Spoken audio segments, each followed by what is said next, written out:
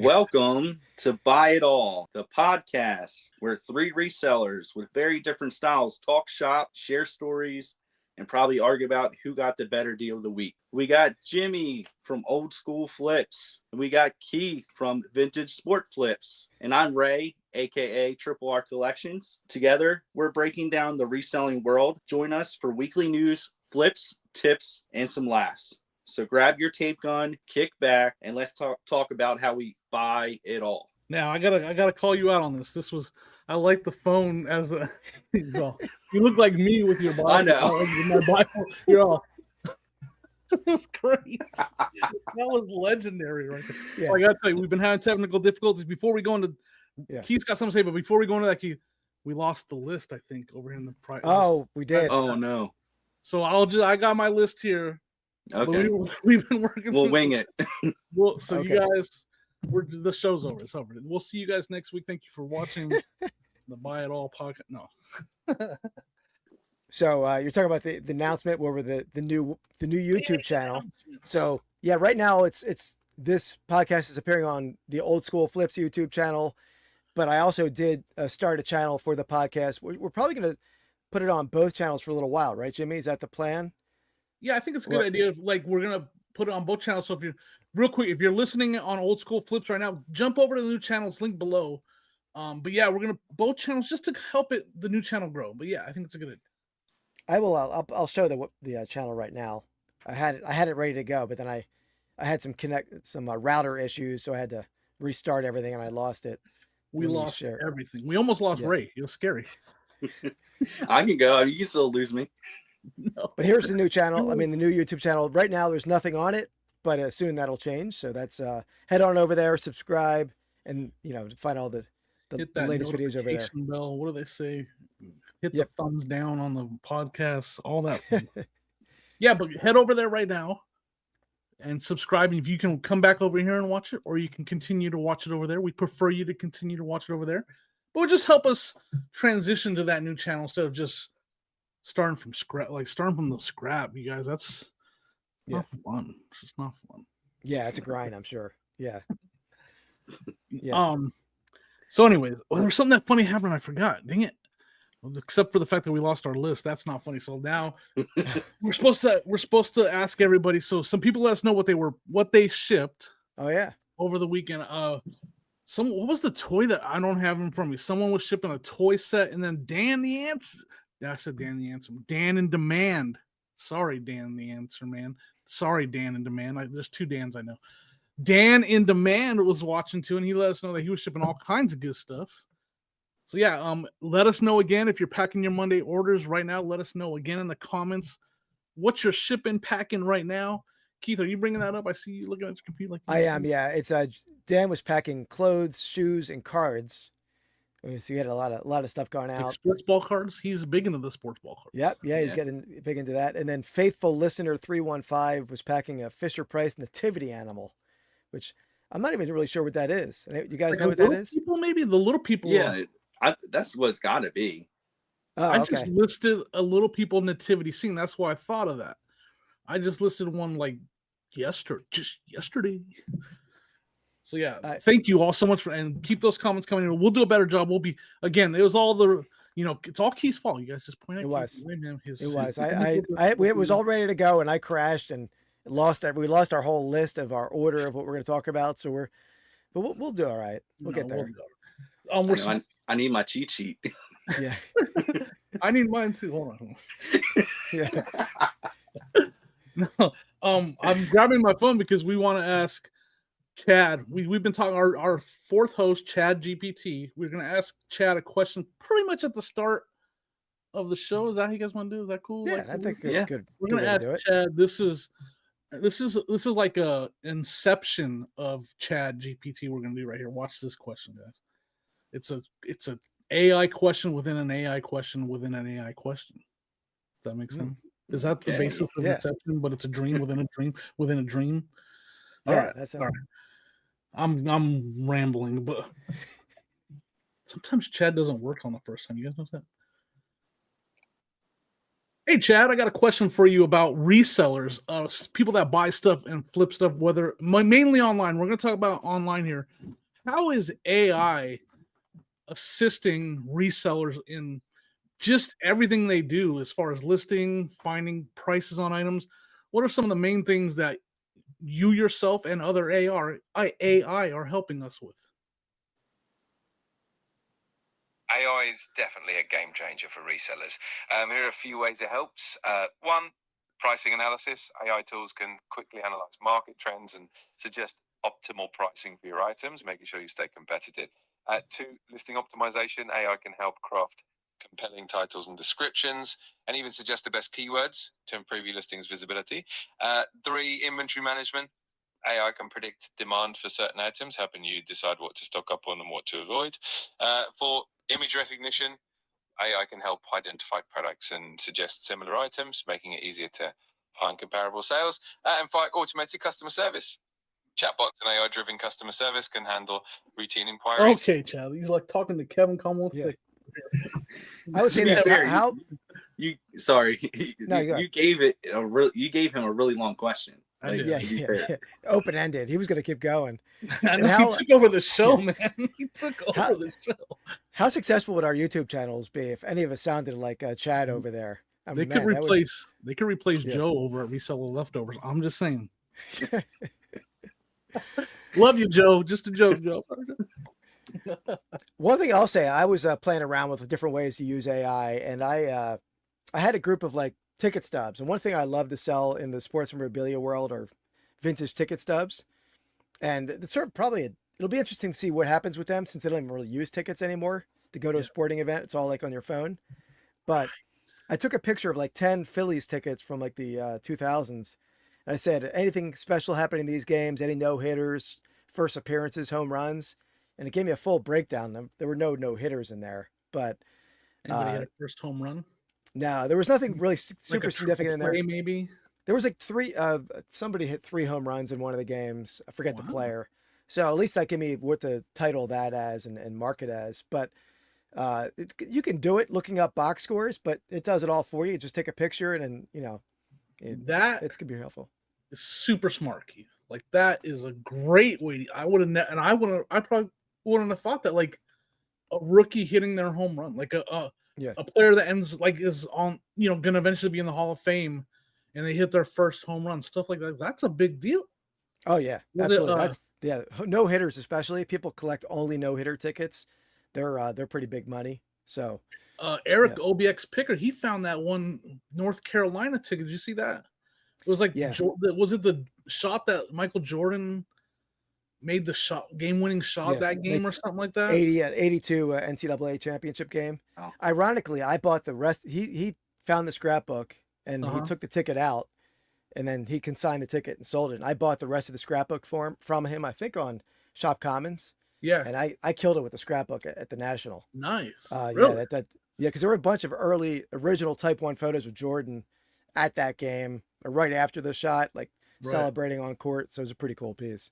That's awesome. Yeah, that's crazy to have.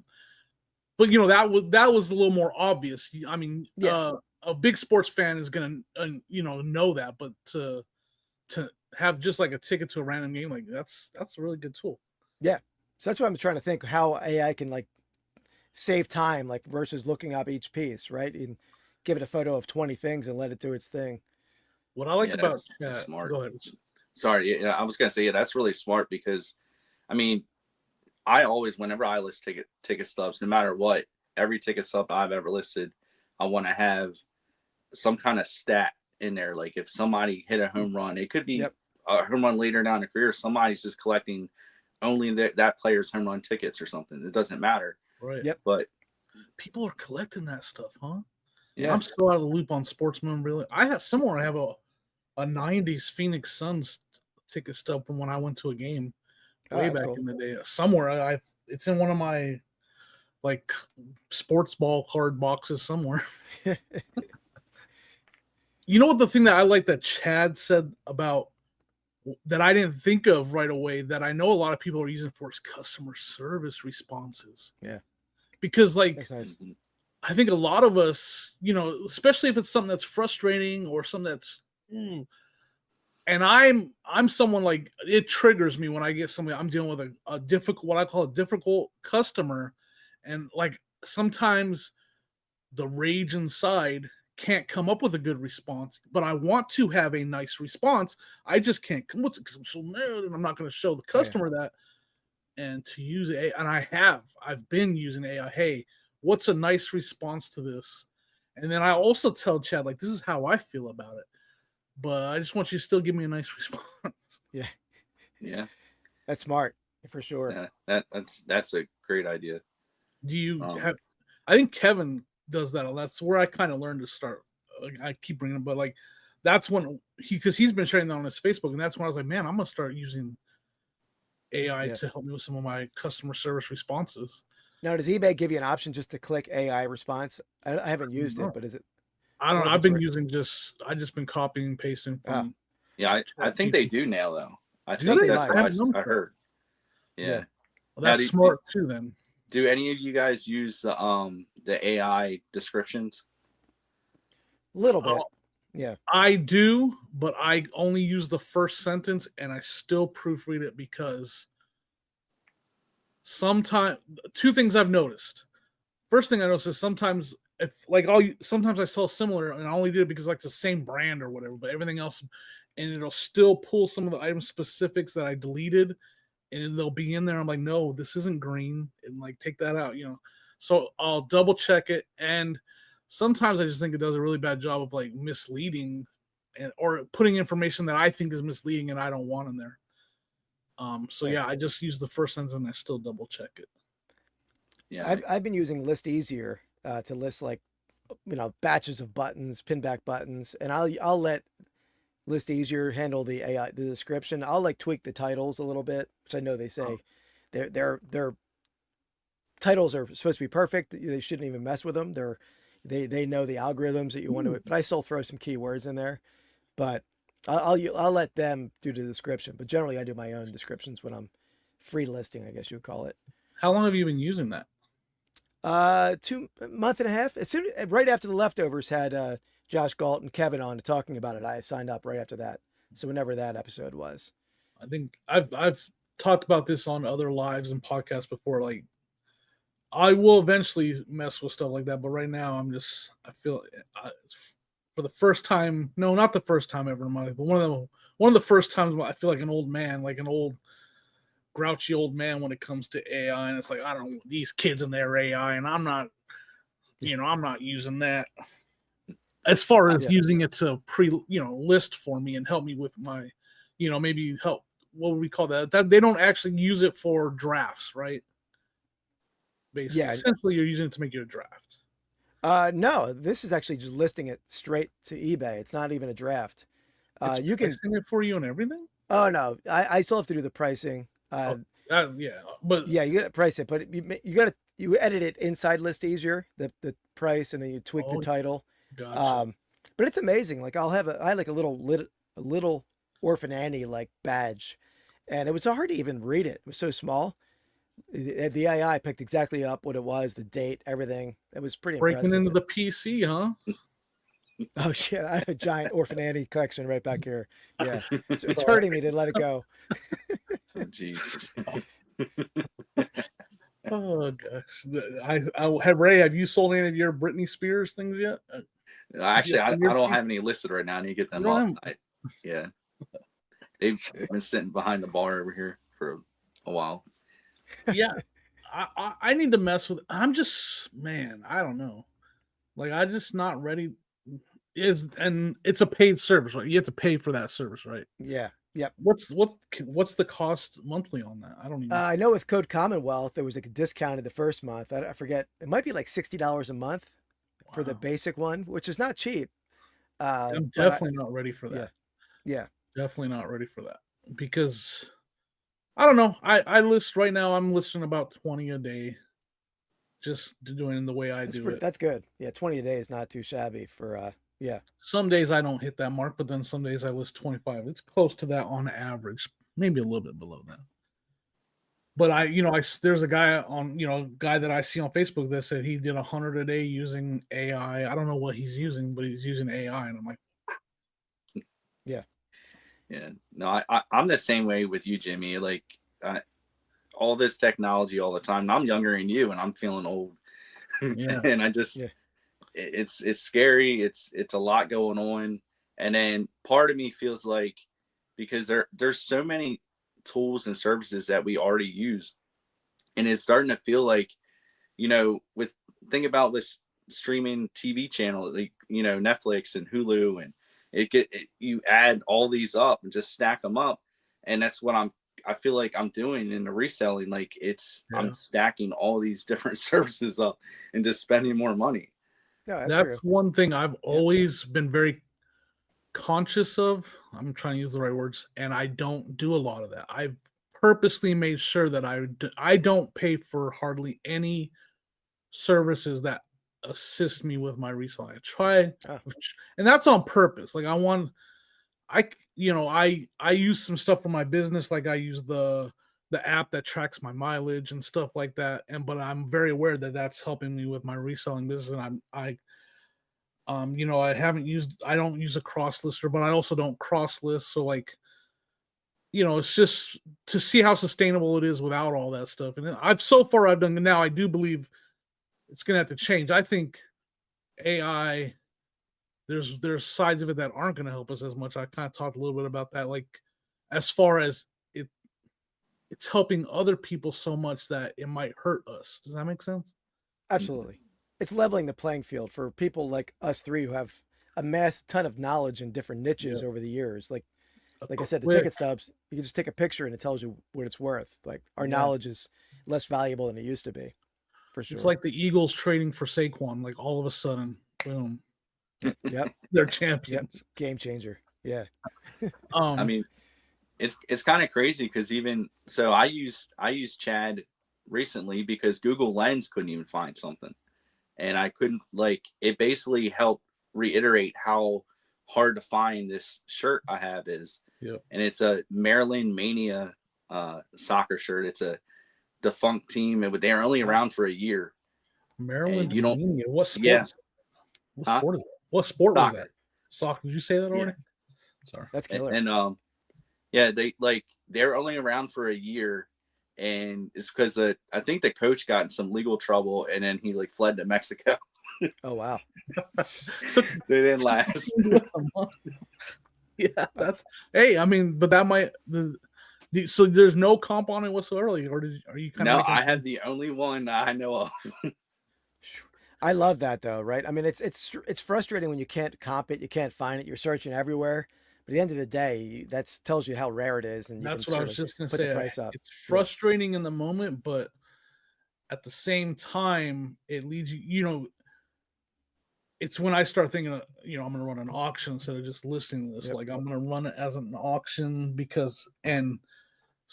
or I'll list it high with offers open, and I'll even put in the description, send an offer, and I'll start to weed out and get it. That's a good way to get an idea of maybe if it's very valuable, you'll get a lot of low offers. All right. But, it opens up the door to using your tools for sure. Yep. Who was it? Lady Arbitrage, Dawn, she found a mask and she messaged me right away. She's like, I think I might list this too low because it sold right away. And she's like, I couldn't find it anywhere. And that, again, I think it ended up being a pretty rare mask. Through Facebook, I think she found out that it was kind of a rare mask and she should have maybe done a little more research. She didn't care that much, but I was like, she sent the picture to me, and I was trying, and I couldn't find it anywhere too. And that's when you started like, okay, this thing is rare, right? Like, this could be something that you need to do a little more. That's the thing I recommend. Like, something like that, either put it, if you can't find it anywhere and you think it might be rare, either put it up with offers open, and I don't, like I said, I'll put in the description, hey, send me an offer. Offers are open. Let me know what you think it's worth, basically. Or run an auction starting, and see if something like that might be a little bit harder to find the collectors on.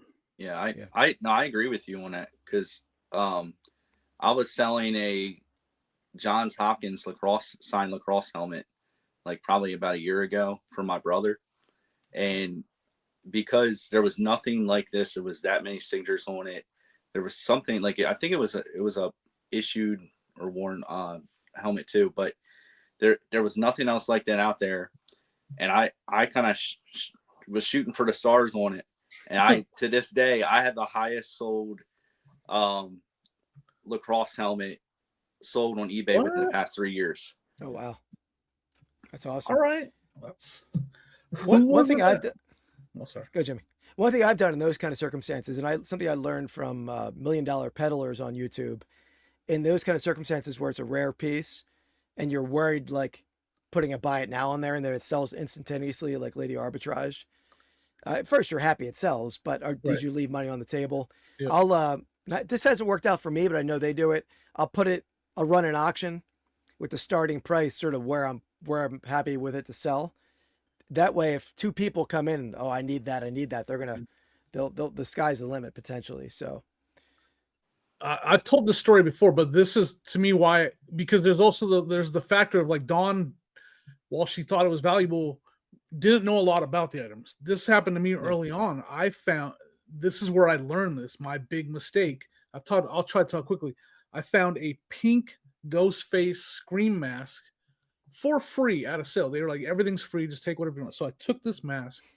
It was a pink one. It was like I didn't know.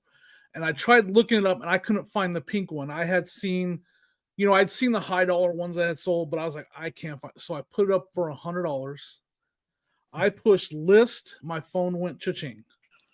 And then my phone went bloop, bloop, bloop, bloop, message after message after message. I'll give you 300. I'll give you 500. I was like, it's already sold. And so what I did is I followed the guy that bought it from me. I pushed follow. He got it. It went up on auction. $980 later on an auction, it sold. And I was like, I should have put that thing on an auction. I was still a new reseller. I didn't know. Yeah. From that moment on, I was like, if I find something like that I think is collectible and I don't know a lot about, I'm going to put on auction and let the collectors tell me what, I might not get fully what it's worth, but I'll get close to what it's worth because those collectors aren't going to let it, go without getting some bids. Yep. Absolutely. Yeah. Yeah.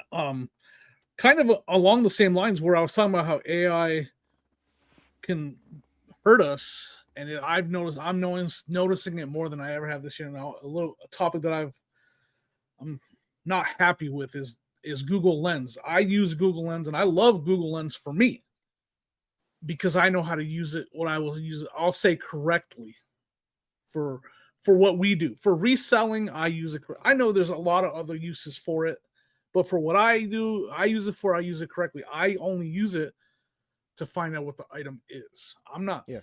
I feel like we all kind of know as resellers, whatever they show you, the price of it is literally like the highest price that you can find it for out there. Like Google Lens is bringing you the highest listed version of whatever you just lensed. Yeah. So I only use it to find the name of the item. Then I go use the name and the identification of it to look up the value. So many people at garage sales right now are lensing it, saying it's worth the first price they saw. And I swear sometimes it's more than double what it's actually worth. Oh yeah. Yeah. It's definitely, you can't rely on that number for sure. I use it the same way you do, Jimmy. Are you guys seeing a lot of, I don't know, is that something that I feel like flea market people might be a little more knowledgeable than the average yard sale person? That's just, are you guys seeing a lot of this too? Like it's pretty frustrating. Yeah, I will say I see a lot of it all the time at the flea market. They just use Google Lens. I mean, it could be something they obviously they know nothing about. Yeah, they just use that Google Lens. They're like, oh man, I can't believe this is worth $400. Yeah. And they want either that price or sometimes they'll go down a little bit. Like, oh, just give me $350. I'm like, no. Yeah, and then you look it up, and we talked a little bit about, and that's what I was talking about that GI Joe truck back here. Today. The sale I went to, they were cool. They were like satin pillowcases from World War II, and they were just like square. They weren't really big, but they would have like an embroidered whatever or sewn on graphic on them. And I was like, "How much are these?" And she thought, "Well, I looked them up, and they're worth $25 each." And I was like, "Okay." So then, I did what I do. And see that, there's a couple that sold for 25, but most of them sell for like 10 to 12. It has to be a really cool graphic. Yeah. And she's like, make me an offer. I'm like, I'm not even, like, you think they were $25 each? I can't even make you an offer. Like, I want to offer you $2-3 piece. You know what I mean? Yeah. Isn't that the worst though? That like when you're so far apart, you're like, I can't even make you an offer. And you want it, but it's like there's nothing you can do. There's no budging really from there on. I think to me it's only awful when they're like insisting. They're like, some people like almost insisting that I make an offer. I'm like, I don't want to insult you because I'm going to come in with nowhere near that. I think that's what I said to her. I'm nowhere near that, and I don't want to insult you. Mm-hmm. Yeah. So I think it's becoming more and more common. Again, this is a reselling podcast, so if you're here and you think there's some people say, well, they're just trying to get that's fine. But we are resellers, so we're looking for the deals. And at the end of the day, we will just walk away. I just walked away. I wasn't mad or anything. It's just a little frustrating that tool is becoming more and more commonly used. And I feel like even for them, it's being used incorrectly because they're not getting an actual value of what the item is worth. No. And I sort of understand it a little bit more as a garage sale person, because those people are just pulling the stuff out of their attic and they're not like professional sellers, right? But flea market people, if you're packing up, you should be a little more ready for pricing your items, right? I looked at a comic book today, like an Action Comics Superman comic book, and I asked the guy how much. I should have walked off, but he pulls his phone out and starts asking ChatGPT, and like I should have just left. I stayed for the content. But that didn't go anywhere. Obviously, that deal. But for how much? Do you remember how much? Do you have how far off he was on what?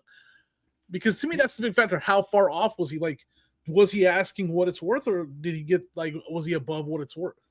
I never even looked it up myself. I didn't know what it was worth. So that's like a fringe of what I'm not necessarily buying. I was just curious, but he said his wording was, it's a high value book in high grade. And this thing was like falling apart. He's like $75. And I think it's probably like $5-10 book in my opinion, but. Right. Cause like the eBay printout's always kind of been our enemy. And we, early in my days, I've been reselling for almost 7 years now. Early on was like, but you're not looking at solds, and anytime you saw the eBay printout, you almost knew like, I'm not buying it. They're close to what eBay value was on what they have it for.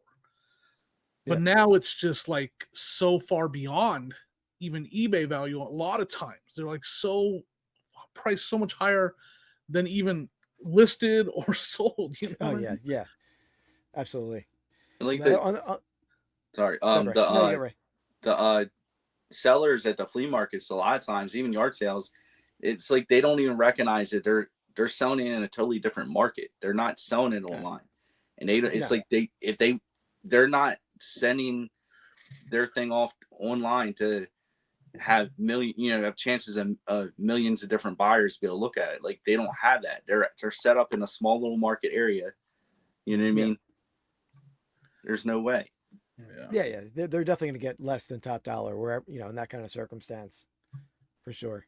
Well, I mean, flea markets to me are I agree, except that like those are for a lot of people that go to the flea market. No, there's people that go to the flea market that sell online as well, but there's also a lot of people that go to the flea market that's the reason they sell theirs. They're not going to sell online.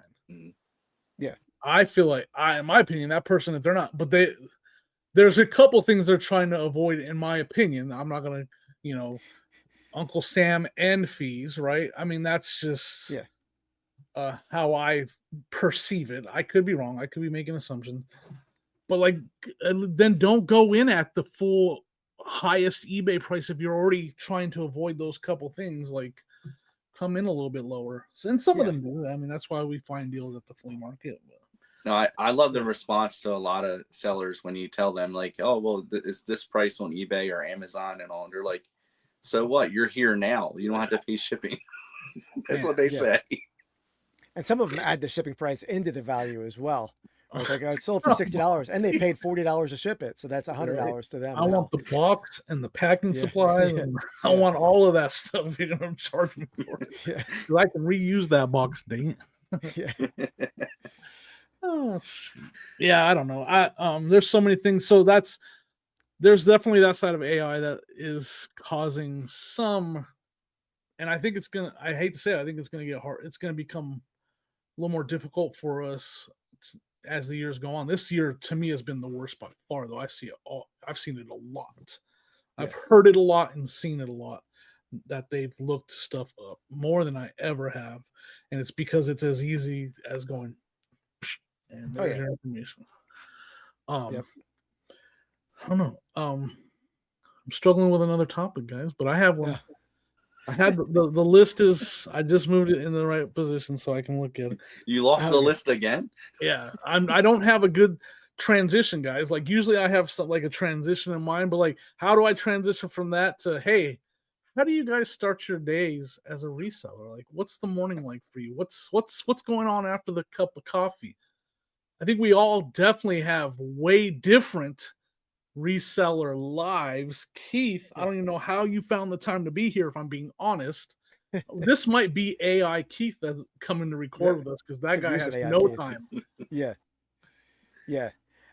Good point. Yeah, actually, I don't know if we've ever talked about Ray. Are you a full-time reseller?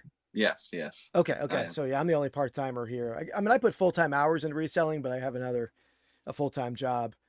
But yeah, for my morning routine is I with my coffee, I have 2 cups of coffee before I leave the couch, other than letting the dogs out. Yeah. And that's when I do my listing. Who let the dogs out? Who? I'm a child. So I do like I always have a draft bank ready to go. That's when I do my listing and with 2 cups of coffee before I do anything for like an hour and watch YouTube, usually podcasts while I'm listing. So because I remember my part-time days and I hated my job though. That's why I was so ready to go full time. But I remember I did enjoy more of the reselling stuff that I don't enjoy as much, more like the listing and the pictures, like and keeping my inventory organized. Like I kind of enjoyed the feel of all that and doing all that because I was off of work and I was at home and it was kind of my hobby. It's a little bit different now that I've been full time for many years. I still I don't know how to say it. Like I'll say I enjoy like 75% of it, but there's parts now that, when you're listing 20 something a day, like it just becomes like, but I remember myself. monotonous. Yeah. Yeah. It's almost like you're a robot. Like you have these set things you have to do every single day. The only difference is I like about it is that we have a chance to like listing different things. We're not like at the same store selling the same exact product. We can list anything if we want to. Yeah. Right. Yeah. Yeah. So you're a king of your own future, or that didn't really make much sense, but you're saying you can do whatever you want to do. You can take your business whatever direction you want to take it. Exactly. I think that's the cool thing. Like, I mean, it's if I want to do for me at least, because I list a little bit of everything. Like if I want to do clothing one day, I'm going to do clothing. If I want to do cards one day, I can do cards. If I want to do video games another day, I can do video games. Like it's just, I mean, obviously it depends on what I find because every week's different. But I mean, I think that's the thing with me being a reseller. It's different all the time. It's except for just the functionality of it, of having to do a listing and shipping. That's when it's kind of like a robot, I feel like. And this is my fault, but we got to get back to the script. There's a script here, Ray, and it's my fault. I took us off script, but I'm taking us back. I'm gonna tell us how your day starts. Like you got the full-time reseller, you got the 4 Britney Spears life-size posters or displays on the wall, waking you up in the morning. Tell us how your morning starts. I mean, I pretty much like after coffee, and I mean that's pretty much. I usually will sit on a couch somewhere while I'm drinking my coffee, maybe ending and sell similar bunch of listings, and then I'll either dive into some listing or I'll start my shipping. I think it depends on how many shipments I got, but that's pretty much about it. And I just keep pushing forward, trying to get as many listings or doing. The thing I struggle with the most and it's I need to stop saving this for like the very end of the day, or sometimes even if I list too much stuff that first day, the next day I have all this stuff out and I struggle to put it away. Right. No, I feel that. Because I made a change to my my setup for that reason. I move my photo area to where I store everything, and I take the pictures of it. I walk it over the shelf. I put it on the shelf, and I take a picture of the shelf. I hold it in front of the shelf label, and I take a picture of it, and then it goes on the shelf right then and there. That Yeah. If you're able to do that, I have a nice big basement. It's easy for me. I had a nice spot where I could put my photo area. Man, because I used to be like you. I used to have 50 things because I'd get lazy and I'd picture 2.5 days and I'd be like, I didn't put any of it away, and now I got this table full of stuff that's all been pictured and it's actively listed, and it needs to still go in the inventory. And I have a nice cart. I'd put it all on a cart, and it'd take me forever to put it all away and label it on your phone because you have you can't go. You have to go into item specifics to put it in there. Well, I use. Oh, I see what you're doing. Talking about item specifics now.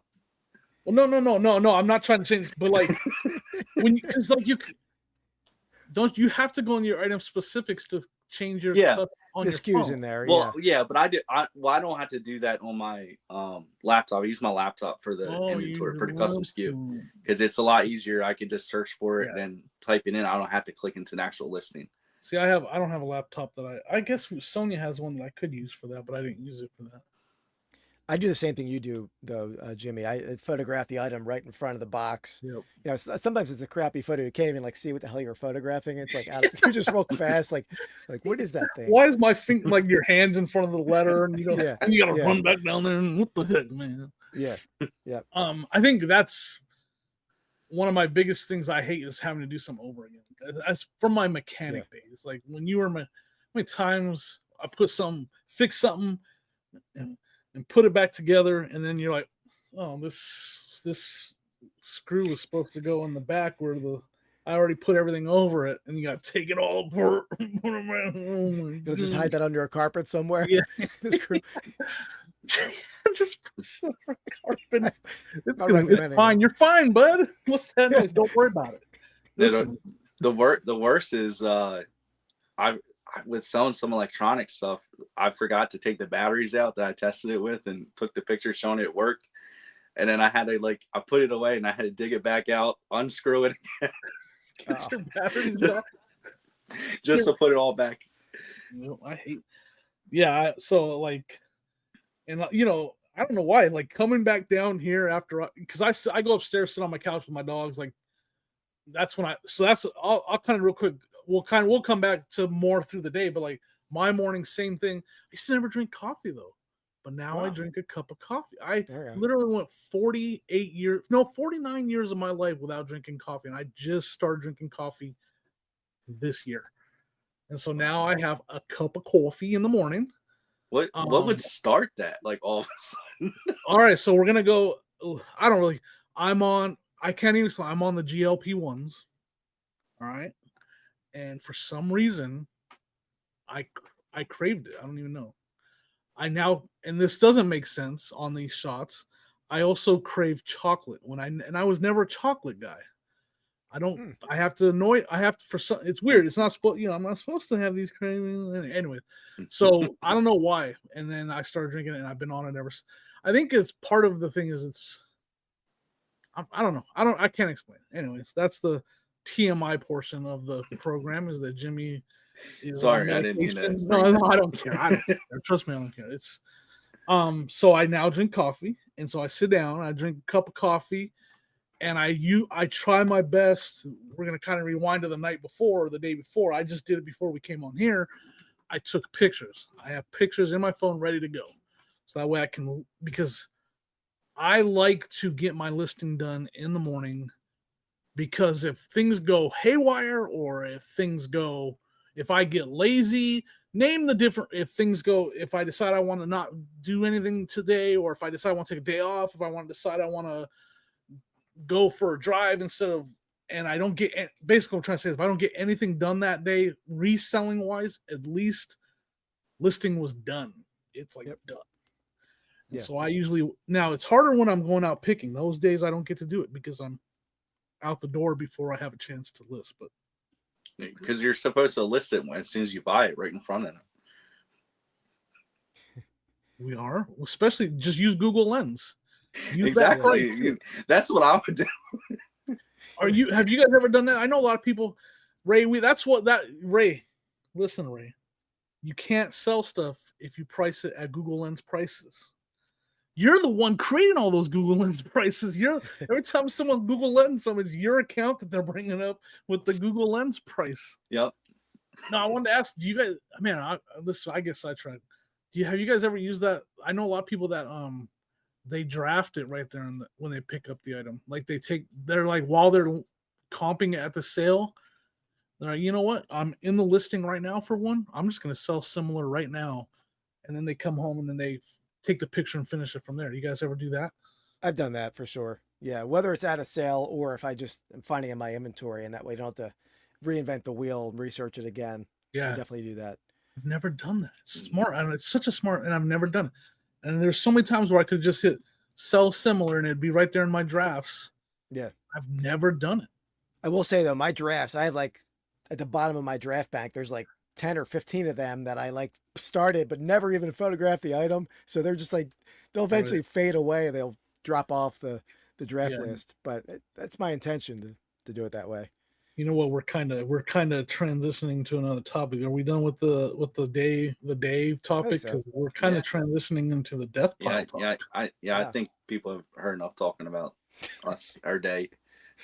Because this is a controversial topic. Ray, if you want to continue to tell us about your, you could go into when you brush your teeth, what you have for lunch. Do you like go dancing in the evenings? Tell us about your day if you want to. I'm all about it. No, we're kind of going into the death pile topic. To me, it's an interesting topic. There's so many people. I get, like, some people call it, what do they call it, an opportunity pile or a money pile or whatever. Like, I like the name death pile. I don't like death pile picker, but I like the name death pile. We did get a nice shout out from them. I know it's we on did. the agenda, but we'll talk about it. I'm joking. Mike even called me. Such a nice guy. He called me and said he liked the episode and congratulations on all that good stuff. Thanks, Mike. I was joking, Mike. Love you, Mike. So I had a comment on my Facebook about no reseller should have a death pile. Facebook is what it is. Facebook, you put a picture up there and you're trying to get people to comment on it. So thank you. I love the comment. Thank you. That's kind of part of the game with Facebook, is you want to get as many people to interact with your pictures as you can. So when I put some up there, hey, I spy death pile is what I called it. And I was like, tell me what you see, what I should list, blah, blah, blah. And, I got the comment, no reseller should have a death pile. And I disagree. I think you should. I think it's healthy to have a decent sized death pile, so you always have stuff to list every single day. Is healthy the right word? Healthy for your business? I don't know. What do you guys think about that? I mean, should we have death pile? Should we not have death pile? Let us know in the comments. Yeah. What the commenters think. I mean, I think we should. I have a death pile problem for sure, but I mean, I love for a buy it all podcast. We like to buy in bulk, right? And you're gonna have a death pile that way, and that's the good rainy day stuff to list or live stream. If you're live streaming, that's a great way to move through your death pile live streaming on .com. Live auctions. It's a huge factor for that. Yep. Yeah. Absolutely. I currently have stopped buying as much because I've been trying to work through my death pile. My death pile was unhealthy. We'll say, because a death pile can. There's sandwiches in there and stuff. There's chips. Like, that's when there's candy. Well, I mean, look, it's sitting on a shelf, not moving. It can't move because it's been sitting there for the same spot for who knows how long. Look, that's a good ideology. That's something my wife's been yelling at me for months about. Like, why are you buying when you have like a warehouse of stuff and then this basement of stuff now? But Can't help Got to it. make content. Got to film. It's not healthy. It's Yeah, I mean, well, I think that's the difference. I want to get into filming. Like I'm the odd man out of this group. I don't do any of that. But I mean, eventually, you know, I want to. But that's why I don't feel the need to exactly go out there every single week, just because because I have so much stuff. I have been going out. Well, I pretty much go out once a week right now. Like that's it. I go out once a week to just one little spot.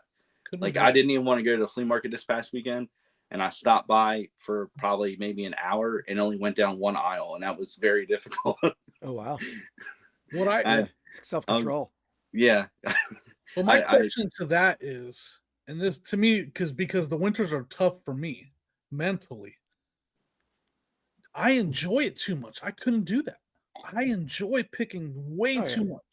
And I get to pick during the summer. I get to, like, I was out today and there was not a lot yesterday, but I still found had a good buy yesterday. But man, I look forward to picking. And so, like, to only pick one day a week, man, I would be like, man, where's the fun? Oh yeah. It's therapeutic as being a picker to go out there and hunt, and like a little bit of a modern day treasure hunter. Do you find yourself getting like, what's the word, like stir crazy? Is that the right? Like, do you find yourself getting like stir crazy about not picking as much, Ray? Like, yeah, I feel the FOMO. Yeah, and I all the time, and it sucks because I can be at home and it's a Saturday morning and I'm staying home. I'm listing, and I'm afraid to even get on Facebook to see all these yard sales are just around the corner. Yeah. It's awful, but it's something I've needed to do recently. I kind of like he said earlier, when you do it, you know, you buy it all, and that's the idea. That's the best kind of buys anyway. Like, you're gonna get so much stuff so quickly, and me just being a one-man show, like, that's it. Like, when you're the only person putting in the work, there's only so much stuff you can list a week. Yeah. You know, it's easy to build a death pile. It's not ideal. I don't really completely want to, but at the same time too, you don't even know what's happening. There might be times where I can't buy. So it's good in some ways to have a little bit of that death pile just hanging. Yeah, I agree. Like, especially in the winter when it's slowed down. And I told you this one, I'm going to take as much time off. I took all winter last off from picking. This year I'm not going to do it, but I also know it's going to dry up. Like, there's not going to be as many opportunities either way. Yeah. I think Keith brought up a great point, but it wants me to throw a question to Ray about a death pile is important if you want to do online live auctions, like on dibdit.com or whatnot. Ray, have you done a lot of those? I've done some whatnot. I feel like I just haven't broken through with the success that I'm looking for. I mean, I know there's a lot that goes into it. I'm not as consistent at it, and also I blame probably myself more than anything when it comes to that stuff. It's just it's difficult. Like, it's not easy. It's not for everybody. But I want to be a part of it. It's just I have to find the right groove. And I think it'd be a good option for you with your death pile, your overweight death pile that you have right now. We could have a buy it all podcast, like did that stream where we just dude, let's stream. Damn, let's do it. Yeah. Right. Ray, all put right, together a pile, man. Yeah, there we go. I have not done Dibdit yet, so that would be interesting. Yeah, Divot's awesome. I mean, as far as like the built-in community of people, and I mean, I've sold a lot on Whatnot, and I have a good following on Whatnot. But if I popped up on Whatnot, I would have like 4 or 5 people in the room. Yeah. Dibdit, I'll have like 20 people, probably at the low end. So it's great. Yeah, I've been a buyer on there. I just haven't, I've been a buyer and viewer, but I've never sold on there. I have stuff listed. I haven't went live. I mean, I've told you how much it's helped me, to the point where now I'm going through my death pile to find stuff on there regularly, so I can. I didn't have a show this week, but if you're listening and I had Windows installed on my house on Monday, and I just didn't have the time to do my weekly Dibdit, but I will be back next week. But yeah, I think it's a good option. I think it's something we should. I mean, I'm game to do like a little raid train for sure. For sure, yeah. We should talk about that. And then we'll make sure we let you listening know when that's going to be, so you guys can come and hang out with us. We'll put the links and everything in there. It'd be fun too, and get Ray some followers over there. But Jimmy, are we going to be hearing about your windows similar to Dan's floors for the next 6 months? No, everything went smooth and great. Oh, good. The windows are awesome. Sorry, Dan. He still hasn't recovered. He still hasn't recovered from his floors, right? Right. No, it was crazy. They got it done in half a day. I'll tell you about my old wooden windows that were the crank kind that we couldn't use, and we had the plastics over when we bought this house. We've been here like 2.5 years, and man, electric bill was high, and you can stand next to the window and feel the air coming through the window. So I was like, these windows suck. The cranks don't work, so we couldn't use them, but you could still feel cold air and hot air getting through, depending on the season. So we went and put that plastic over them to help with the electric bill, and then we put curtains over them. Well, now we had windows that we never used. We kept one window that had the crank that worked in my son's room. That was the only window that we didn't cover because it's still cranked open. So, and they were like old cranky windows. So we were like, man, it was number 2 on the list of things to do with this house that we had to get done. And they'll pay for themselves, I bet, right? Just with the electric. Yeah. And Sonia, what they say, happy wife, happy life, or whatever. Sonia could not be happier. She's got it was nice the other day. Every window was open, and she's got the curtains open, and she's like, here's the birds singing outside, and she's just as happy as can be. And I'm definitely happy too. I want, this time of year is the time. And I told the guy when we did, I was like, I have one thing. I'm looking for someone that can get this done before October so we can have our windows open in the fall. And they got it done. So we're super happy. Nice. There you go. Well, at least you can have your windows open most of the time. I can't. I told you why. Can't take the bars down. Yeah, I live too close to the poop factory and they poop plant, and they caught on fire the other night too. So.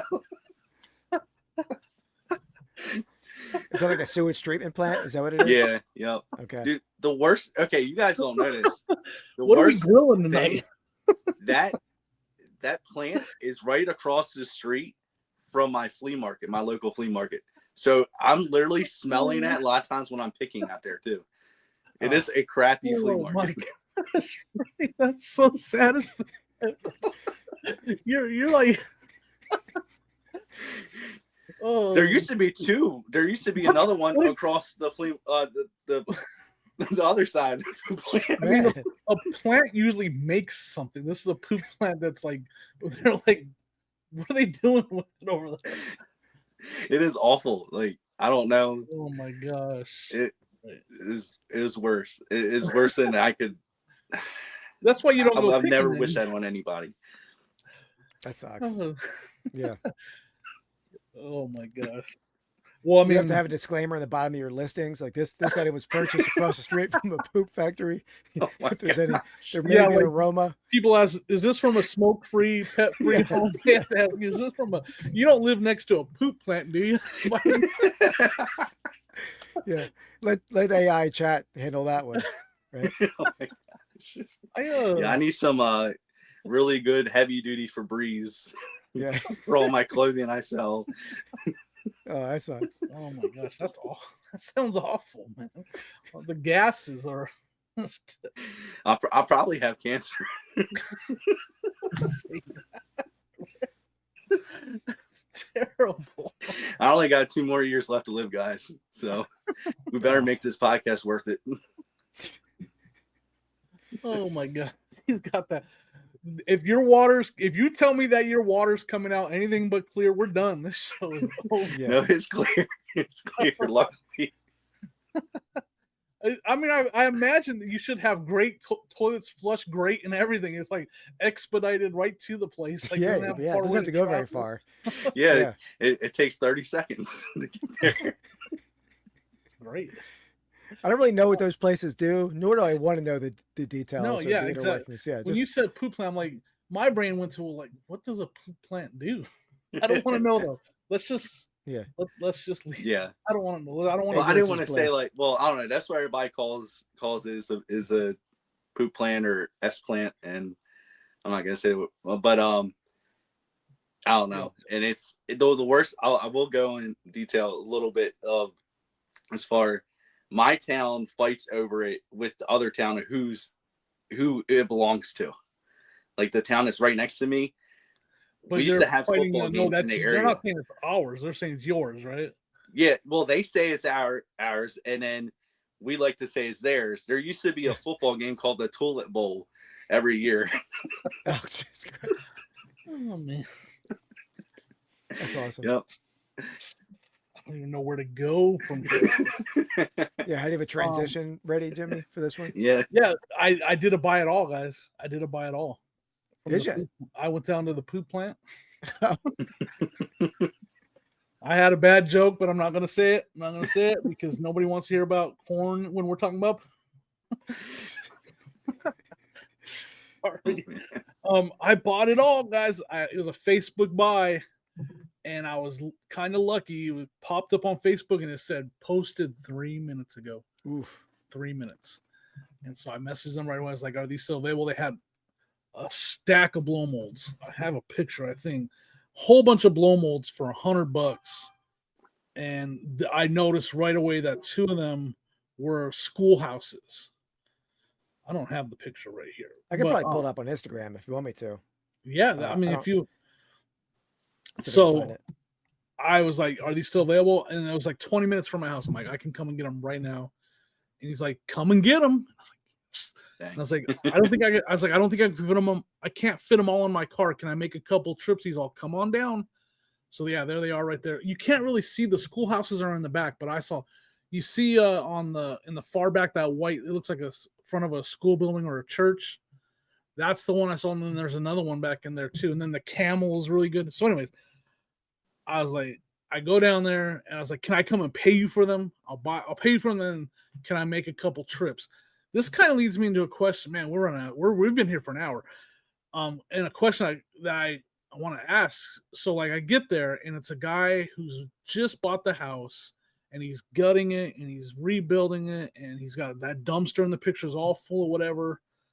I want to kind of go dumpster dive that dumpster. If I could get my big butt in that dumpster, I'd do it. But there might have to be a emergency services called if I can't get out. Anyways, he's like, "I got more of them in the garage." He's all, if you want to buy more. And I was like, okay. And so he went in there and he pulled out 2 more Santas, a snowman, and something else. No, that's where the other church was. That's where the other schoolhouse was up in the garage. And so he pulled that down, and I was like, "That's the one that's worth $500." And I was like, "How much?" He's $100 for those ones and $50 for these ones. Like, here you go. Nice. And it took 2 trips to get them home, but it was. I mean, again, I think it's close to $2,000 in blow molds. I think it's pretty Perfect close time of year for them too, right? Looks like they're all Christmas. I'm gonna keep most of them. I already have a nativity scene, so I might sell some of the nativity scene stuff. But I'm gonna keep most of it because I like to decorate my yard with blow molds. Now that I own a home, I always said that to Sonia. She's like, "Where are you gonna put them?" So I had to make a shelf in the shed actually for them. But I said whenever I buy a house, I'm gonna decorate the front yard with blow molds for Christmas. So I'm gonna keep most of them. But like when I was talking to the guy, like I'm looking in the garage and there's stuff all over the place, and I'm like, "Are you selling this stuff?" And he's like, "Yeah," but So here's the thing. Here's kind of the question, because he said he had another building he's got to go through and all this stuff, and I wanted to say, well, let me bring the wife down. We'll shop right now, but he was really busy. He's in there doing drywall and and it was him and his I think it was his dad, and they're like working really hard. And how hard would you have pushed to try to shop either right then or very soon, knowing that he's got a whole nother building to go through and there's a lot of other stuff in that garage that you could have gone through? I did, I said, "Hey, if let us know, we'll come and we'll buy, send us pictures, let us come and shop, whatever." Would you have pushed hard to try to get into that pick, or would you have kind of, said, hey, message me. How would you have handled that? Because I wanted to push to pick because it looked like might be some good stuff in there. Want to take that first, Ray, or do you? I probably would have pushed it a little bit, especially if it looked like it was a lot of like holiday and Christmas stuff. I mean, I got all the good holiday stuff, but there was like Okay. old signs. okay. There's a lot, there was, I didn't see any toys, and obviously that's what I look for first. Well, but still, I mean, yeah, I would have definitely probably have pushed it because I mean, you're there now. I mean, I talked about it again last week, like time is money, and more trips you have to go back and forth, and at that time, you could just say, like, hey, I'm here now, I'm ready to buy. Yeah, I mean, I should say he was definitely like, I'll get back to you right now. I'm trying to get this drywall done. I'm working in the house. I got a lot going on, and I'm trying because I'm moving into this house. I need it to be ready for me to live in. That's probably the main reason I laid up. But I was, trust me, and like, I will say I only saw some things. Like I couldn't see, like there were boxes in the rafters though in the garage, and like, man, I want to get there, and I want to get this pile over here. And then so it wasn't this guy's personal stuff. It was stuff he just inherited when he bought the house, right? Yes. Yep. So I know a buddy who, in this kind of circumstance, he'll sort of present himself as like free labor to the people. Like, look, I'll pull the stuff down. I'll organize it. Then as long as you give me an opportunity to buy it, make you an offer, sort of present it that way. Like you're free, offering some free manpower. I have limitations, right? Yeah. I mean, you don't, up in an attic. And it's not, I mean, between, I'm a bigger guy, but I also have some physical limitations with some of my ailments. And I don't know how much I could have offered. Yeah, I guess you don't over promise things. Yeah. So but I agree. I thought about it after, and I'm probably going to message him like, hey, how's it going? Did you get to that second? But I'm probably just going to message him and, is there some more stuff we can come and look at? Yeah, I'm definitely, I'm not disagreeing with you guys. Like I'm kind of beating myself up over it, but I also, I didn't want to bother him too much because he was doing that drywall and he was definitely busy. Well, I think you think he would reach out if you like paid him his asking price. It was a very smooth deal. I mean, that goes a long way on Facebook where everyone's trying to negotiate down. Super nice guy. And on that, I think we're talking about having an upcoming episode where we talk about like out of the box sourcing in the wintertime, but that's I've used those kind of situations before. Clean out guys. Yeah. They just want, the stuff is just stuff. They want the house emptied. Right. So those are good people to get to know. Yeah. I mean, maybe I'm going to message him. I should have pushed a little bit harder as far as in the future. Helping him. I asked, I did the basic, like the things I look for. And if he had found any of that stuff yet, and he hadn't found any action figures or toys, no old clothes or anything like that, or, sports, I asked him for quite a few things, and he was like, the house for the most part was destroyed. So he didn't pull a lot of stuff out of the house. You have a flyer like American Pickers, with a hand on the flyer, like bicycles and motorcycles. Well, I mean, and the thing was that made again a little was I was literally buying those blow molds for me. I wasn't buying them flip. So like I approached it as, hey, these are for me. They're for my yard. I didn't approach him as a picker. You know what I mean? Makes sense. Yeah. And that was legit. I told him like I showed him the picture of my Halloween decorations, and I was like, this is gonna go this. I was like, just so you know, like this is gonna go right here at Christmas time. So, yeah, because who knows, if you would have told him that you were buying stuff to flip, then some prices might change. Like he might be higher on the rest of his stuff. Because he said he had to take that listing down because of the amount of messages he was getting after mine. Oh. And I'm not gonna lie, like I get a little anxiety. Like I was afraid someone was gonna tell him, those are worth a lot of money, right? Like someone could easily have told him that, like, or someone said, hey, I'll give you 300, and then he would have had possibly second thoughts about selling to me for, So I was a little bit worried about that. A little bit. One thing you could do after the fact too, and you may not want to do this, but you could sort of play it like, hey, I was researching these, I'm keeping these, and you already showed me your photos of your collection, but say I found one, they're worth a little bit more than I thought. I'm going to give you a little extra cash. I come back and dig a little further. I mean, I don't know if you want to do that in the deal, but I'll throw you an extra $50 and let me dig a lot more. That's true. My thoughts are way lamer than yours, man. I was like, 2 of the candles are missing the top pieces. I was like, hey, What do you want to I got refund? these candles and they're can I come look for them? That works too. Yeah, just anything Yeah. to get you back in the door.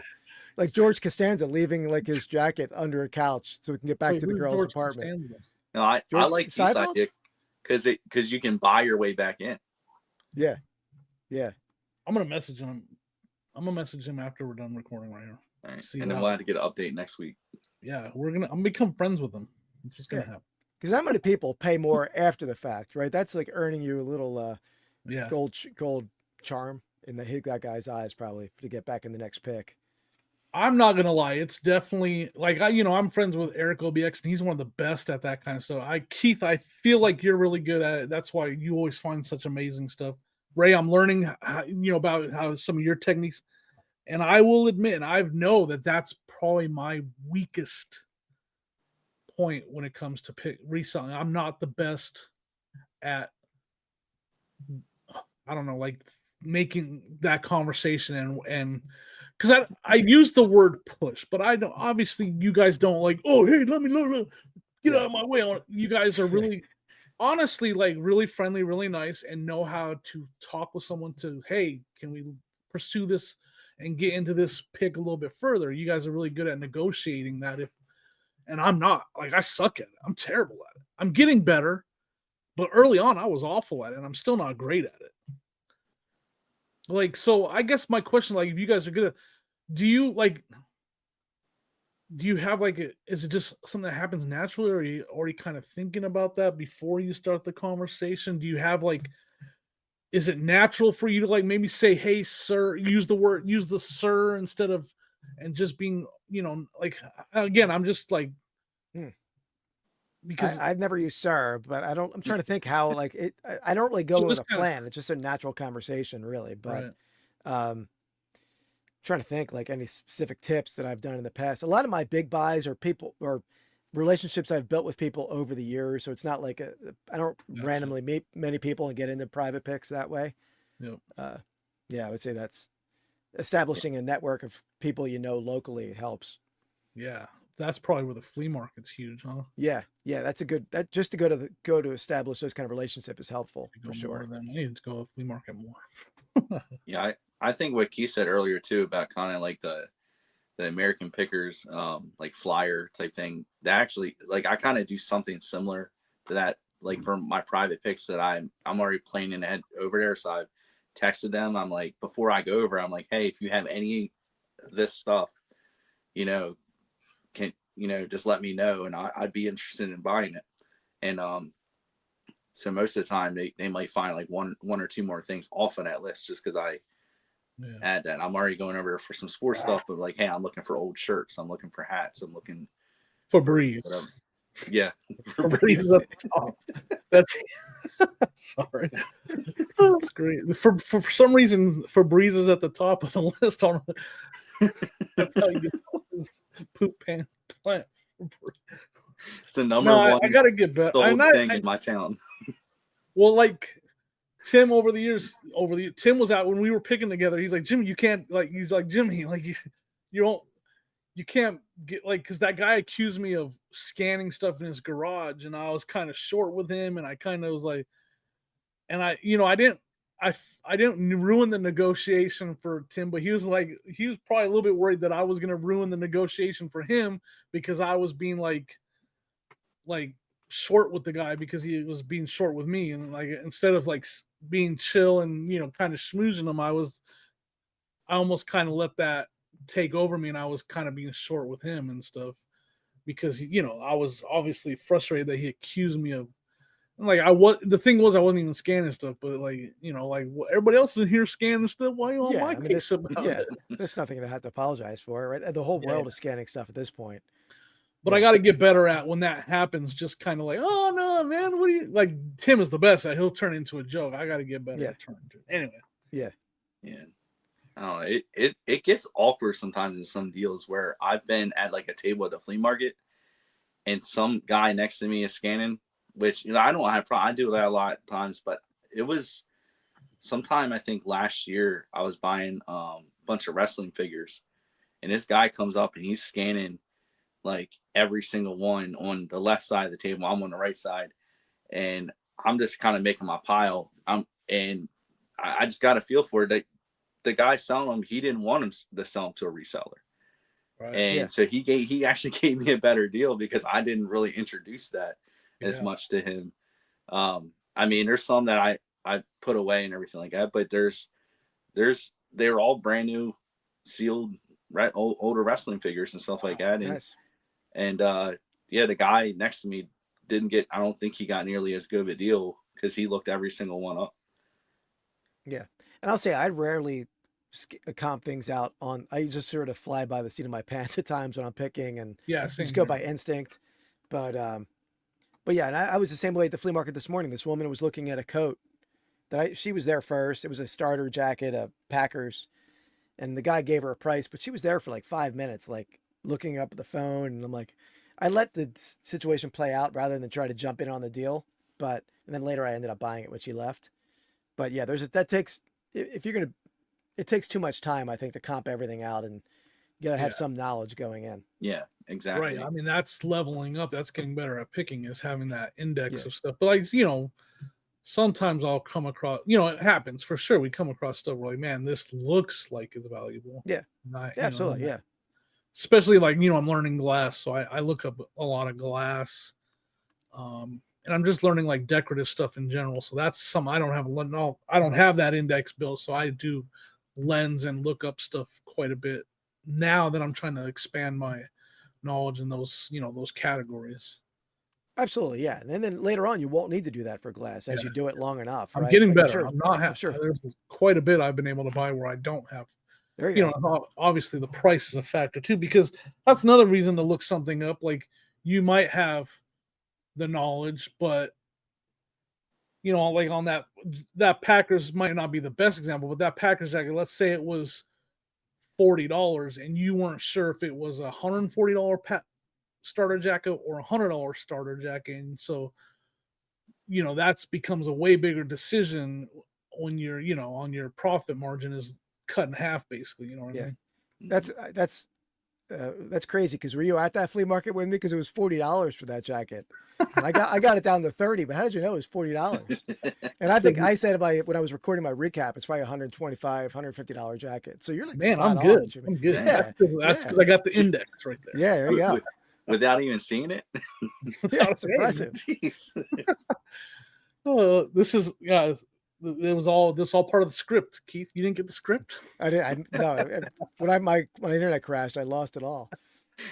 Oh shoot, man! I feel like, it's already an hour and 15 minutes into this, and we haven't gotten to most of the topics. I want to ask, because Ray had talked about something about, and maybe was happening at the flea market. You were talking about selling stolen goods. You selling stolen goods, right?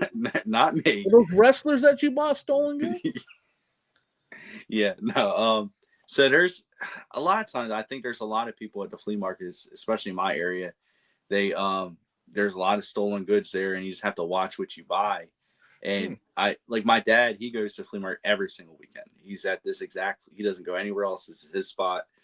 But he was there over the weekend. He said that the cops busted somebody for selling Tide and laundry detergent and some other stuff, because they grabbed it from the Walmart. So somebody went over to the Walmart that's in the same parking lot, and they brought it right over, and they were trying to sell it right there, like right away. And they're there every week. These vendors down there, they're banned from the flea market. They can't sell again. But and I know this isn't the only stolen goods at the flea market. I know it's not. How do you guys like protect yourselves like that? Like, how do you deal with that? I've never really put a lot of thought in that. I mean, I get, like, if I came across a person that was selling a bunch of brand new electronics in the box or something, it might pop up a red flag for me, especially with a lot of those stuff that had been going on where people walk in and just walk out with new stuff. I haven't thought a lot about it. I guess, I mean, I don't think it's as big of a thing at yard sales. Yeah, definitely not. Yeah, it's more. That's where I do most of my picking, and then so I don't do a lot of flea market, but don't know. I haven't put a lot of thought. I mean, and a lot of the stuff I buy, even if it was stolen, and I don't want to do that, but if it was stolen, it'd be hard to tell. Like, you Yeah. know. Mhm. Yeah. I've never encountered that specifically, Ray, or at least that I'm aware of. Or anything, especially with what I deal in, like vintage stuff. It's less likely to be a stolen good than like a modern, like collectible and Yeah. modern retail item. But I will say, for my personal collection, I collect Eagles game balls, like painted game balls that are given out Mhm. to players, and I have about 40 to 50 of them. Oh wow. And and I've posted some online on Instagram. I posted one from my collection, and somebody tagged the player, and the player reached out to me and says, "Oh, that ball was stolen," or at least speculated that it was stolen by a contractor, and it was an Eagles player, I had met previously. So I look, man, I don't want a stolen item. I'll give it to you. Let's meet up. He never really followed up. I'll still give it to him if he follows up with me. So that's the thing when you're dealing with like an item that belonged to a celebrity. Yeah. Like, what kind of proof do you have that I bought it on eBay, but that's like, Yeah, that's wild. Yeah. so It that's happened to me a probably- couple times. It probably came out of a storage locker. I see so much like game worn or game used stuff to come out of That's storage true. lockers. Like the Ravens Super Bowl champion Mike McCrary. He lost his storage locker, I think, in a divorce or something. I don't like, but he lost so much of the stuff. Like it was in the storage locker, and somebody at the flea market got it and was selling off everything. And actually, me and my dad, we bought most of the stuff that was in that collection. And nice. It's to the point that we actually have his Ring of Honor trophy. And Oh wow, that's awesome. we He's asked to defensive get end, right? yeah. Defensive end linebacker. Yep. Yeah. So that's basically like the Ravens Hall of Fame is the Ring of Honor. And we asked him if he wanted it I back. was We going to seen ask you, him. did you reach out to him? And see? Yeah. And he said, don't worry about it. So luckily Oh. I didn't have that where he's like, oh, you stole this. But no, he said, keep it. And I got all kinds of different things. I got canvases that were hung in his house. Probably there's a Sports Illustrated poster that's like Sports Illustrated for women. I've never seen a poster that's Sports Illustrated for women, but it's all the Pro Bowlers from that year, and they're all on the beach in Hawaii, so it's pretty cool. Wow. Yeah, and you're right. I know. I bought a bunch of stuff out of a storage unit that belonged to an Eagles player, so that's how most of it gets out there. Mhm. That's how the Paris Hilton sex tape got out there, right? Well, Was was a it in storage a, unit. was it a Philadelphia Eagles locker? I wish. But no, that was a California storage locker auction. Somebody. So that's stuff gets out. Yeah. Yeah. Didn't know you were an expert on. I don't think I've ever seen it. In case Mrs. Flips watches, she won't be Anybody watching an hour has and 20 any minutes in. Sex tape questions, just send them. Vintage Sport Well, Flips on Instagram. This episode went south. Oh, Or maybe it was the Kim Kardashian sex tape. Some sex tape was in a storage unit. I don't know which one it was. I'll have to. I'll let you guys know after next week. Yeah, update next week. Do some video research. I don't think. I don't know. I might have.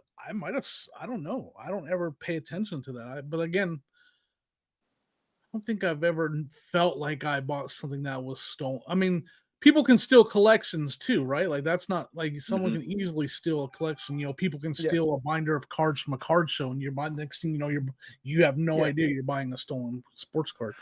Yeah. I don't know. Let us know in the comments, the viewers, for sure, if you guys have ever knowingly found out later or whatever, or if you're the one that actually, did the criminal. Don't let us know. If you're the one that actually stole it, don't let us know. You might want to get a lawyer if you did. Yeah. Yeah. Next thing you know, we're just gonna let a police officer join the chat and Allegedly. listening in. Yeah, I don't know. So that's a tough one. I would definitely be more weary about it. Is weary the right word? At a flea market. I mean, it could definitely happen at a garage sale. I don't know, thrift store. I don't know that they check anything like that. I don't know. Especially where I live, like being right outside Baltimore City, right outside the poop plant. You never know. We got a title involved. This week's title, something like poop factories to sex tapes and everything in between. Everything in between. There. Whoa. I think it's time for us to start talking about what we got going. What do we got going on this week? What kind of Febreze we using this week, Ray? What's the flavor of the week? What flavor of the week? I don't have anything going on this week.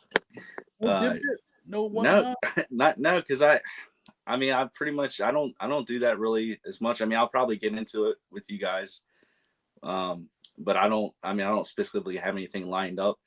Like I said, I'm the odd man out. I don't do. Yeah, I'm exclusively right here for you guys. Yeah, so, appreciate it. 1 day a week, guys. He's the 1 day a week picker. Yep. What about you, Keith? What do you got going on this week? Everybody, get some popcorn. Keith has so much going on all the time. I'll keep it. He's I'll busy. keep it. No, I'll keep it short. I want to know. I want to know. Yeah. So next, I have my weekly Didbit shows I've been doing. Weekly Didbit shows, 7 p.m. Eastern time on dibdit.com. This Wednesday, this comes out on Monday. So Wednesday night, I'm doing it's an all vintage lunchbox show. There's like Beetlejuice. Preloaded too, folks. Everything's preloaded. I've been doing them preloaded because it's like easier shipping for me, right? Time is tight, so I don't have to like mark everything with the people's name. It's an easier thing to ship. So I've been doing them every Wednesday. They're preloaded for a couple weeks out. Then I have a card break, but that's going to be happening prior to this coming out on dibditcards.com. I have a YouTube live every Wednesday night, 8 p.m. Eastern time on Vintage Sport Flips. And then this Thursday night on Rips and Brews and Vintage Sport Flips, we have a special we do once a month. It's a live card ripping and beer tasting channel that I do with my buddy King of Pennants, Real Life Perspective Show, and Soda City Flips, Shane. So, keep it someone short. said it's vintage. It's no S in sports, right? No S in sports. Have I been getting that wrong every single time, Keith? I think you say it right. My wife yells at me. She's like, "Why didn't you ask me before you named yourself Vintage Sport Flips?" It sounded weird having double plurals right next to each other. Sports vintages. Flips. You could have went vintages sport flips. That would have been better. Yeah. Vintage sports. No, I say sports. Vintage sport flips. Man, I don't know if I'm gonna be able to handle that. I think if you search Vintage Sport Flips, you still find me. So whatever you want to call me is fine. Yeah, it makes it a little tough doing an intro for sure. I have to make sure I get it right. Yeah. I won't offend me if you get it wrong. I think if I tell myself it's a silent S, I can fix it. Vintage sport. Yeah. Flips. All right, I got it. Yeah. And you said because I don't want to miss the lunchbox, so that's Wednesday, right? This Wednesday, right after. This Wednesday, 7 p.m. Yeah. All right. And I'm going to be on Cat the Nurse Flipper in October sometime, but that's still a month away. Cool. I hang out every Tuesday on the Reseller Information Network every Tuesday morning, 9 a.m. Eastern to noon Eastern. And then tonight will be my Dibdit. I do it. I took a week off last week because I had the cranky windows were being done. But I will be on there tonight. It's the pile of shame, not the death pile of shame. It's just the pile of shame. And I'll be I usually sell toys, video games. I need to do a record show. Do you guys have any records you need to sell? I have some. I got some. Yeah. I'll be doing a record show soon too. I'll let you guys know when I'm doing that. But this week it'll be just like video games, collectibles, toys, clothes. We do like a storage locker sale of just random stuff. So that'll be tonight. And then that's about all I got going on right now. I've been thinking about putting out videos on this channel, Old School Flips again, but kind of burnt out. I don't know. It's terrible. No, it happens. Yeah, that's a grind. Yeah. I've been doing these videos for like 6 years now. I'm just kind of anyway. Yeah, that's I'm only I think I'm 3 years, but it's like I think I missed one Saturday. I have my Vintage Sport Flips video coming out every Saturday 1:00. I forgot to mention, but I haven't missed one, but it's getting to the point where I'm like, you feel the pressure to get it out, right? I was doing 2 a week for a long time, and I kind of yeah. And I have a lot of footage, so I can get back to it. And I will. I think once we get this podcast, I think that's what I'll do. Once this podcast is settled over on the new channel, again, if you guys haven't gone over there, the new channel is linked down below. Buy It All Podcasts. Make sure you go over there, and we're going to be posting it on both channels. Just work your way over there, subscribe, hit that notification bell. You can watch it on either, but eventually we are going to permanently move over there. So, yeah, I think once we're done with that, I might start putting out my videos over here again and see if I can build some momentum again. And that's that. And we forgot to talk about the logo. I think we need another week. I think we have a logo in place, but my logo is not ready. I've been getting help. Shout out to Jason 419 Sports.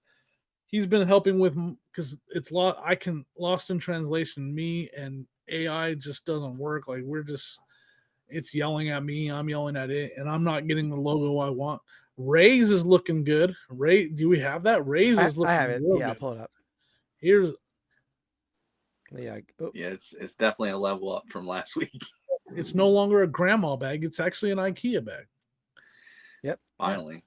It's looking good. So I do Ray's have is looking Jimmy's good. too there. That's where mine's at.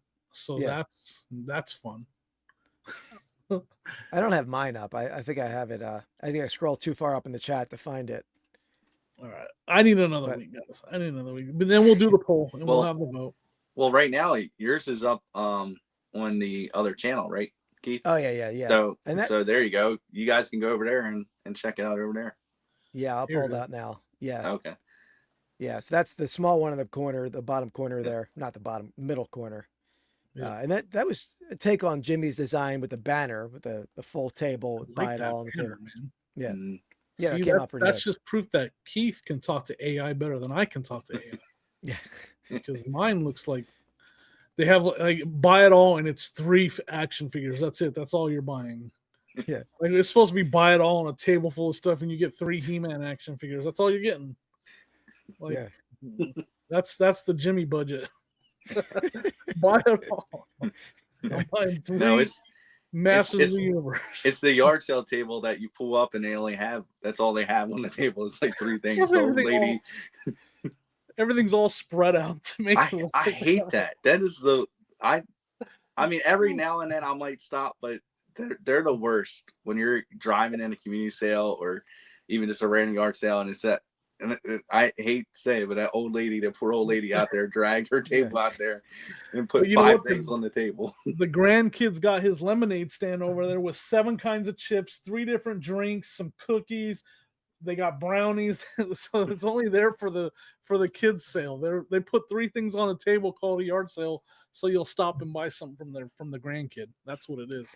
Yeah. Am I alone? I've never had yard sale lemonade. Am I alone in that, or any kind of food product at a yard sale? I've had yard sale cookies. Yeah. But I the lemonade I don't do. I'll buy a water too, but no. Yeah, I'll do like a water at Gatorade, but I don't think I've had anything made at anybody's house. Yeah. All cookies I've had homemade cookies, baked cookies, but every time every time I think of the lemonade, I think of that scene from Vacation when the girl's stirring it with her arm. Yeah. And it's easy for me to say, no, I'm good. And that's how my brain acts. It's like, I see that cup of lemonade and I'm like, I can just see that kid stirring it with their hand. And I'm like, the mom's letting them do the whole process because it's their project. They're like sneezing into the container and all kind of stuff. Yeah. No, it's just freshly squeezed. Those are just, yeah. That's just pulp. Pulp. Yeah. Oh. This show's ending with us talking about floaters. We have enough of them down here. We have enough floaters. You got floaters right across the street at the poop plant. You got floaters in our lemonade. It's terrible. All right, guys. Oh my gosh. All right. I think that's all we got for this week over here. I almost said the other part. I almost said so second nature to say reseller leftovers, but we're the Buy It All podcast because we're not leftovers. But we won't go there. We won't go there. All right, guys. With that, you guys, anything else you guys got going on you want to say before we take off? No, but thanks to the Reseller Leftover podcast for the shout out. We'll say that they definitely did shout us out on this week. Appreciate that. Yes, definitely. Thank you. I had that on my list. Did I not make? Oh yeah, they did. They watched our podcast. Thanks, guys. We waited I till the thought- very last second of No, the show. to mention I it. thought Keith mentioned it earlier. I mentioned a it, but I little wanted bit. to mention it again. Yeah. Yeah. Well, why'd you do Yeah, that? formal. I told you to wait till the end of the show. Stick to the script, Oh, Keith. sorry, I messed it up. Look, I we're messed just up making everything. sure they know we appreciate Yeah. it. Yeah. Yeah, we do. We do appreciate it. All right, guys. We'll see you next time.